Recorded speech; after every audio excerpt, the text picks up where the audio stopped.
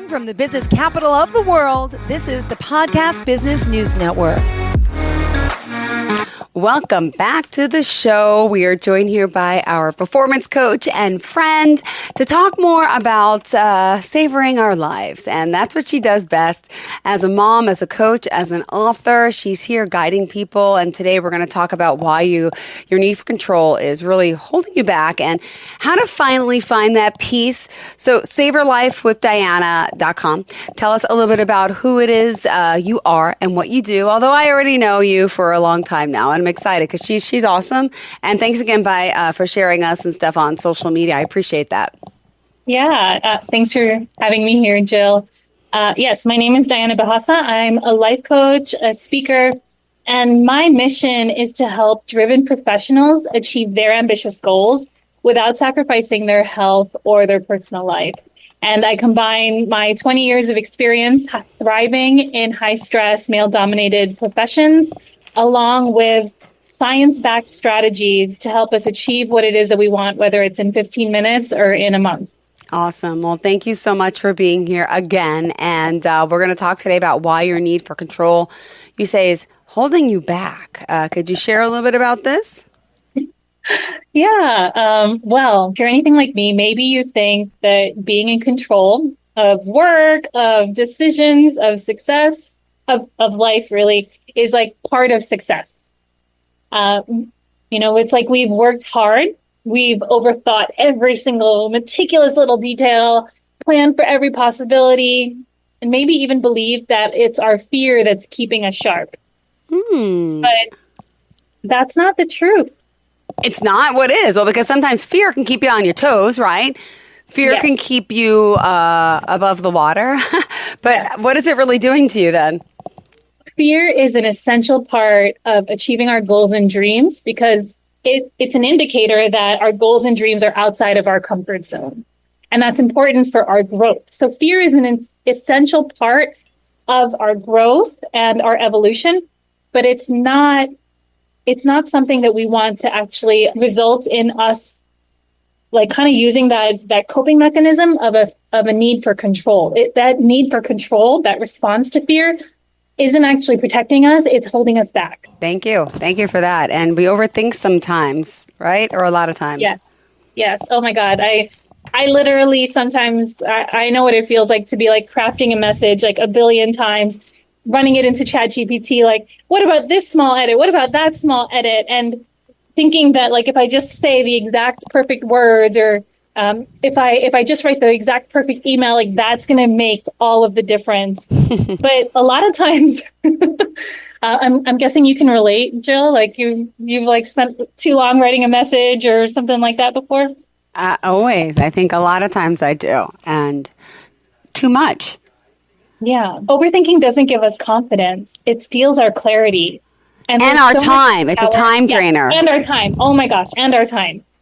And there's much more power that comes when we trust ourselves and don't second guess every move. Like a lot of times for us, we get in this place of analysis paralysis because we've had that experience of making a mistake and we're afraid to make one again. So ask yourself, like, where am I overanalyzing every single one of my moves? And why am I not trusting myself to take action? We need to have more confidence in ourselves. I think a lot of us don't, right? Yeah. Why? Well, it goes back to our brain trying to protect us and keep us safe from the times that we've been criticized for our mistakes or for the times that something went wrong. And to protect us from that feeling of failure or any of those other things, our brain tries to protect us and say, okay, if I control every single little thing, if I think about this a lot, that's what's going to keep me prepared for what happens next. But overthinking prepares us for nothing. It's true. Yeah. Like when we're looking, the real clarity is going to come from trusting our intuition, from just simply moving forward. A lot of times I'll say, like, ask for forgiveness instead of permission. Like, let yourself make that bad decision or do things a little imperfectly rather than keep plotting your next step. I think about, there's a book that Brene Brown wrote where she speaks about like letting she calls it her shitty first draft.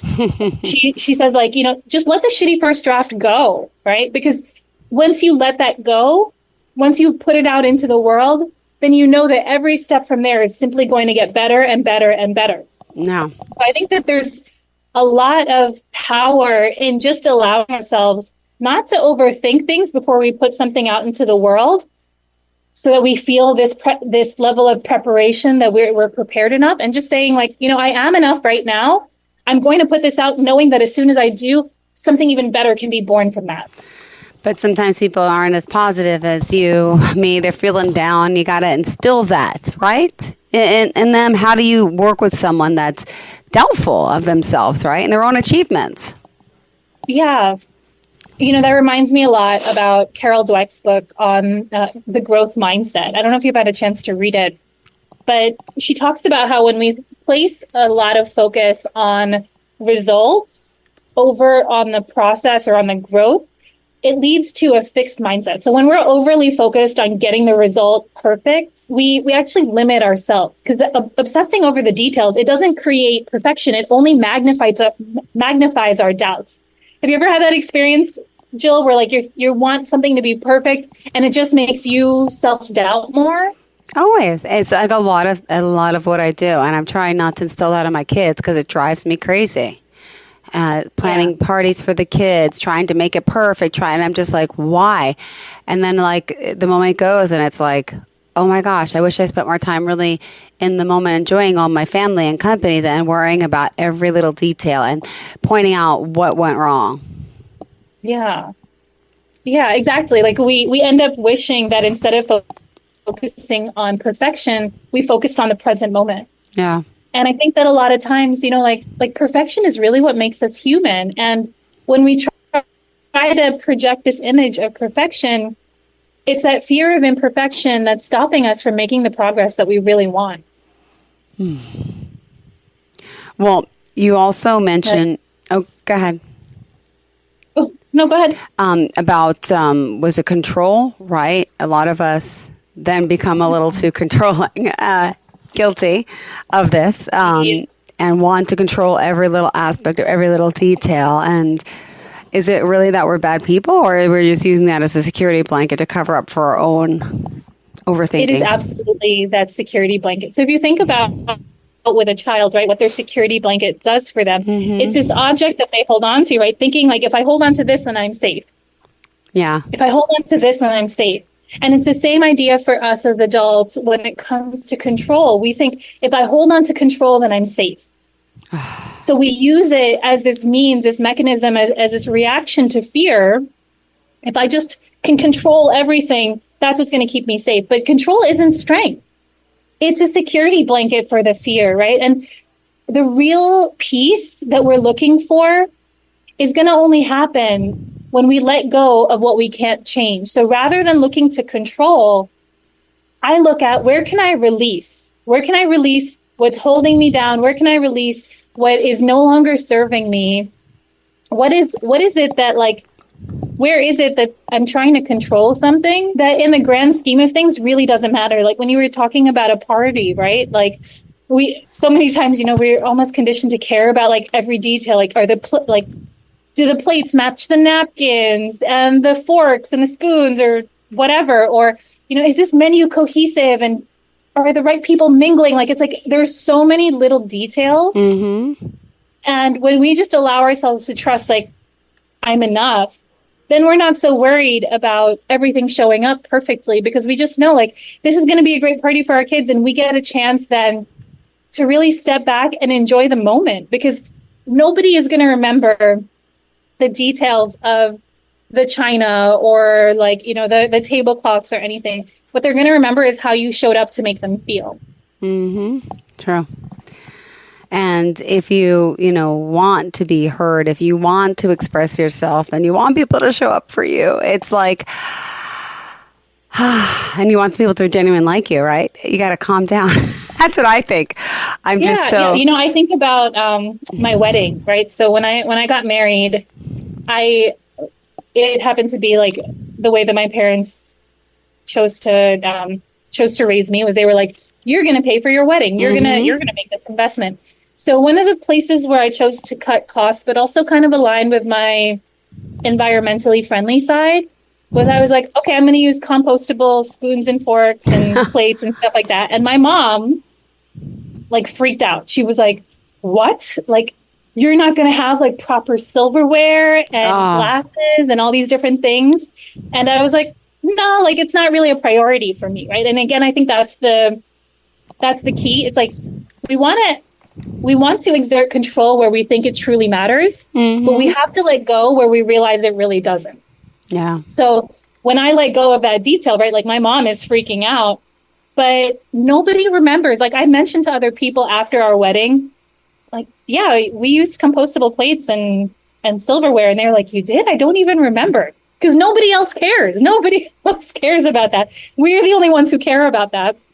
And what I did get as feedback about my wedding was that it was one of the most memorable events that many people who'd gone to many, many weddings had been to. It was like the most memorable wedding that they'd been to ever.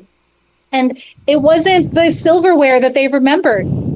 It was how I cultivated an event that cared about how they were going to feel. I think about that quote from, I think it's Maya Angelou all the time. Like, they're not going to care about, what things look like. They're going to care about how you made them feel. So when we allow for ourselves to not get caught up in control as this thing that's going to bring us certainty and realize that it's a mask for insecurity, that's when we can start to realize that real peace is built on inner calm and not on grasping at control.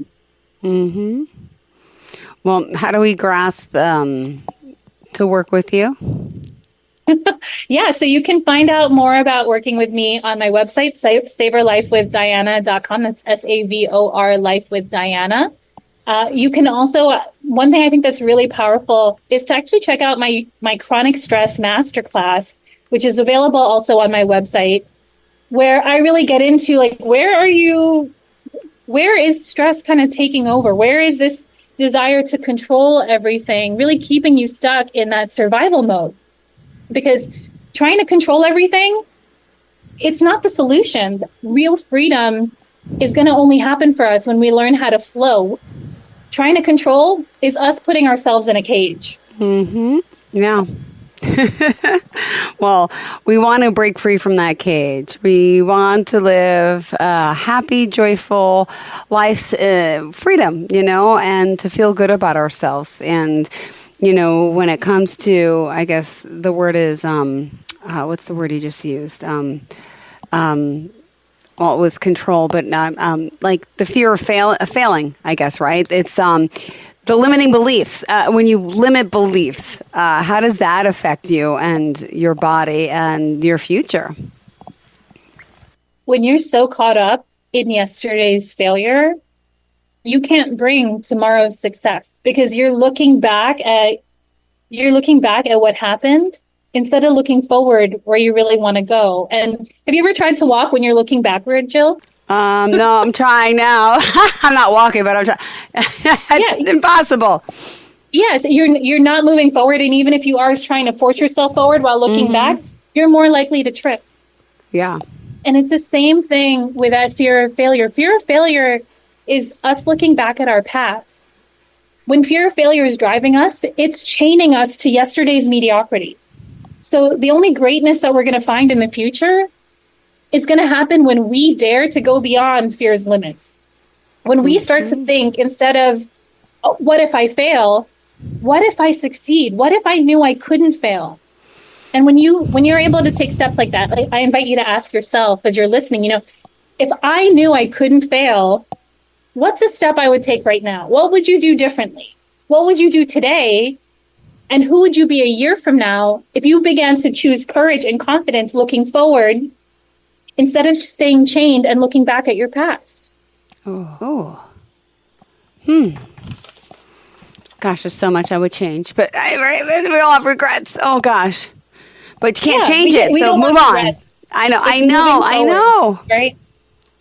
And honestly, when you see like a model on the catwalk and she like totally falls. Yeah. Okay. So if she totally falls and then she gets up and she's like, oh man. And then you can see her like kind of being cautious, or like worrying about if she's falling again. Like that's one thing. But when you see the model who falls down flat on her face, gets right back up, and then just struts her stuff, aren't you cheering for her? Totally. Because we've all been there. But yeah, she's handling it. We've all been there. Mm-hmm. Yeah. And so it's that humanity of somebody seeing that there's a part of us that wants to slink into the corner and be like, oh my God, I totally failed. I completely made a mistake. But when we're willing to get up and to say to ourselves, like, yep, I'm going to dust myself off, leave that in yesterday, and I'm going to keep strutting forward. There's a power in that that's truly inspiring. And, I know you talked about our kids, right? Mm-hmm. And how them seeing this pattern of control makes a big difference in their life. Because again, they don't listen to what we say, right, Jill? They listen to what we do. Yeah, it's true. So I always look at, how can I really set a good example for my daughter of dusting myself off, not beating myself up, for example, when it comes to divorce, and just allowing myself to say, okay, it happened. I'm moving forward. And I want for my daughter to remember the part where I moved forward, because I'm the only one who gets caught up in the ways that I made missteps. Mm-hmm. It's so true. Oh my gosh.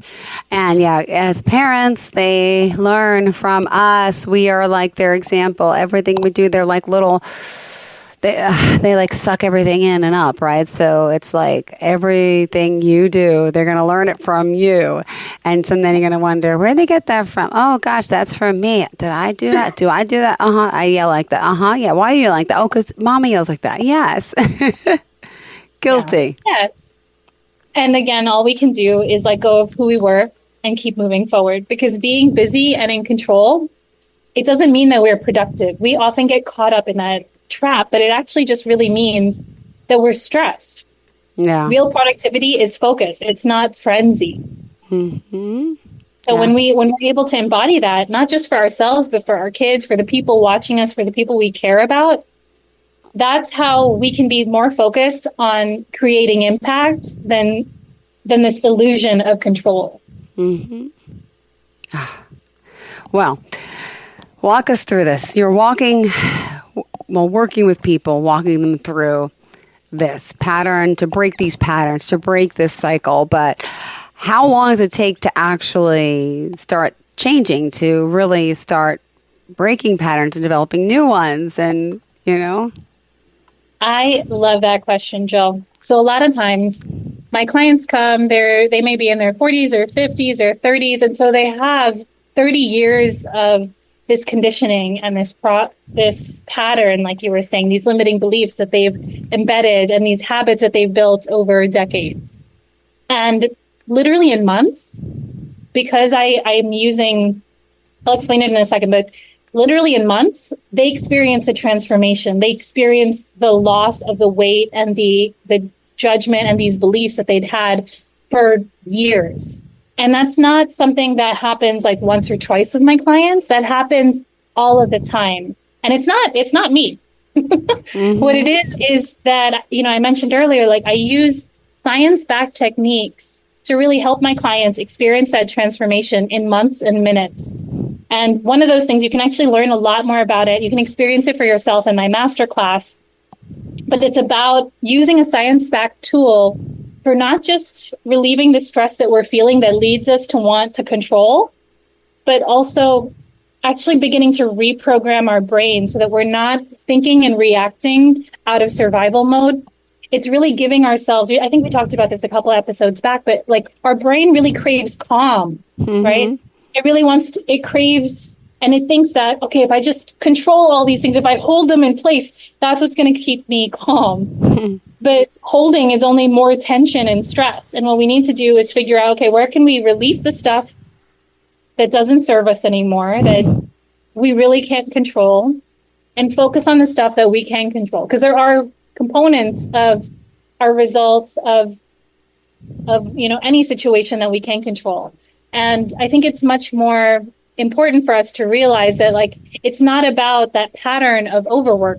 It's about really beginning to reprogram our mind. And what I use to help my clients do this, it's called energy psychology.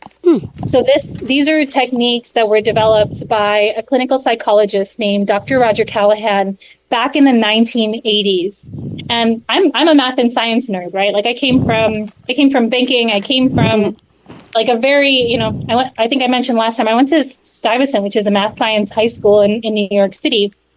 I am a math and science person. So for me, the fact that I could see a science, what's the best way to put it? That there was real science and statistically significant results that demonstrated a decrease in cortisol, an actual repatterning of our neural pathways. Wow. That for me was really powerful. And again, this doesn't happen in years, even if it took years to create it. It can actually happen. You can actually feel the shift in minutes and experience the shift in your patterns in months. Ooh. Well, we all can get started at any time, and that's one of the things we should note here. It's never too late because we can change, and for the best, we can make new. You're the neuroscience person, like new neural pathways to new patterns, new behaviors. I guess you would know best with that, right? Isn't that how it works? You got to break it after a while, and you can start. I don't know how to say it, but is it reforming neural pathways? Is that what it is? Yes. Yeah. So what it is basically, if you think about these neural pathways, these are like, when you walk down a path in the forest, like you're on a hike, there's like a path that if you keep walking down it, it gets more well-worn, right? It like the brush begins to clear. It's a little easier to go that path. Your brain consumes tons of energy, and it's always looking for means of exerting less energy. So when it notices this pathway that you've kept walking down over and over again, this becomes the easiest path, the path of least resistance inside your brain. And so you begin to follow that path almost automatically. It's like how you can drive home from work and you don't even need to think about it, but it's automatically programmed into your brain, right? And it's kind of the same thing when we're sacrificing rest for success, for example, right? Like it just happens because that's what we do all the time. But what we can do is if we can actually start to, with energy psychology, we can actually start to break up that old pattern and the emotional hold that it has on us and begin to start to program new patterns into our brain. And as we program those new patterns, as we use the energy psychology more and more, there are different forms of it. One of them is tapping, emotional freedom technique. The more that we start to use this, the more that it actually becomes easy to see a shift in yourself. And it's not just a shift that you yourself will see, your family will see it. It can actually shift into our families and our kids. I think there are even degrees to which my parents see my shift and that it actually allows for them to shift as well. And I've even seen it with some of my clients who are in their 60s or 70s. Like, you think that they're stuck in their ways because they're older, but that's not the case. You can still experience this transformation and it can take months. Got it. And it's never too late, though. No matter what age you could try, you can learn. And we still got 2 more minutes left, Diana, but just to sum up everything that we're talking about today, how did you want to end off? Yeah. This need for control. Yeah. It's not something that's serving us. It's holding us back. And as we overthink, as we grasp at control for our security blanket, as we justify it because we're afraid of failing, we're really just holding on to stress. We're really just holding on to the past, and we're bringing that forward with us. Okay. And so if we want to break those patterns, definitely check out my masterclass. It's less than 30 minutes. It's game-changing, mind-blowing content. You will feel the shift, I promise, within that period of time. Probably, I think it's about into maybe the 15th or 16th minute, you'll start to experience and feel the shift inside your body. Perfect. All right. How can we contact you? You can find the masterclass and contact me at savorlifewithdiana.com. You'll see the button for the masterclass right at the top right. You can also find me on social media, Instagram, YouTube, TikTok, and Facebook at Savor Life with Diana. That's SAVOR, Life with Diana. And I look forward to seeing you in the masterclass. Perfect. Thank you so much. We will look forward to it. And in the meantime, have a fantastic day. Enjoy the rest of the is it 80 degrees where you are? Pretty much. Yep. Always, right? Tank top weather always. Does the winter ever get, like your December, is it still like 80? Maybe it gets down to like 70, 75, and then you bring out a sweater. Now, what is like the lowest it ever gets to there? Like 70. 70. Maybe. Oh my gosh. If it gets to 70, everybody is like taking pictures on their phone of like the temperature and they're posting it to Facebook. Like, oh my God, like look how cold it is. Oh my gosh. Yeah. Yeah, it's 57 here right now and I'm freezing my hands and my feet. Okay. Well, thank you. Warm us up, sunshine. Enjoy the rest of your day and we'll talk soon. Go to the website, check out the masterclass and sign up. Thank you. Thanks, Jill. Bye.